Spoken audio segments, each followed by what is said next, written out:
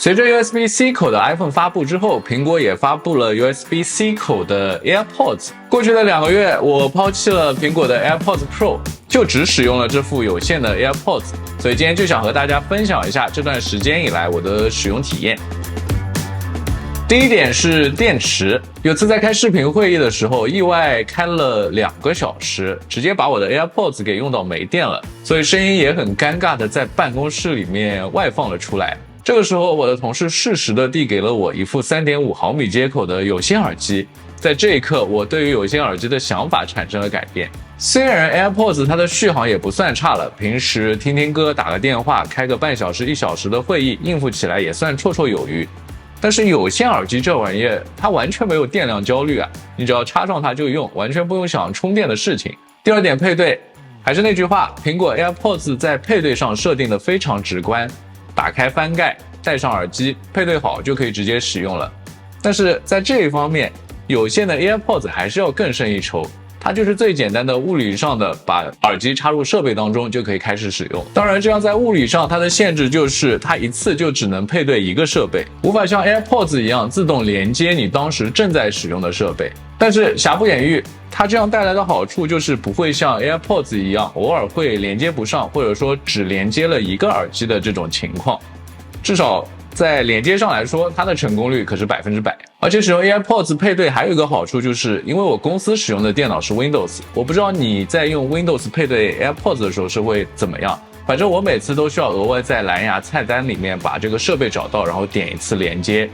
而使用 AirPods 的话，直接插入设备就可以使用，就避免了这一步额外的步骤。而且更重要的是，在用 AirPods 过去的这2个月，无论是使用我自己的 Mac 还是使用公司的 Windows 电脑，可靠度都是100%，我再也不用确认对方是否能够听到我的声音了。这一点工作了的小伙伴应该都有共鸣，在工作会议当中，可靠度是最重要的。第3点，话筒音质。其实 AirPods 在话筒音质上不逊于 AirPods， 甚至还要更好一点。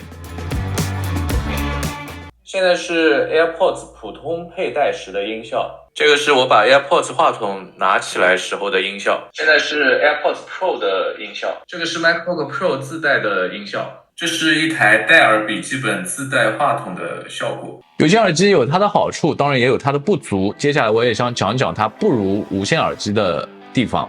第一点就是携带。无线耳机横空出世，解决掉有线耳机最大的一个痛点，就是这个搅成一团的乱麻了吧。习惯了无线耳机之后，我也是忘记了这个痛点。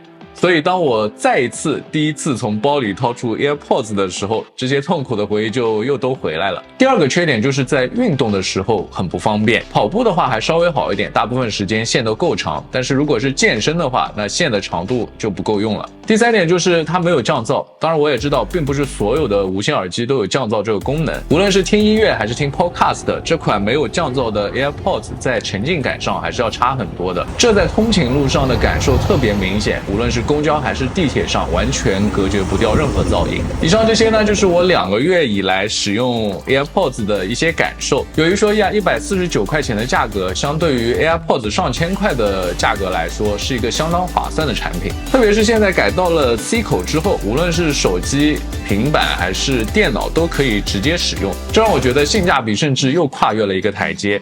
如果预算有限， AirPods 又没电的时候，作为一个耳机的备用机，是个相当不错的选择。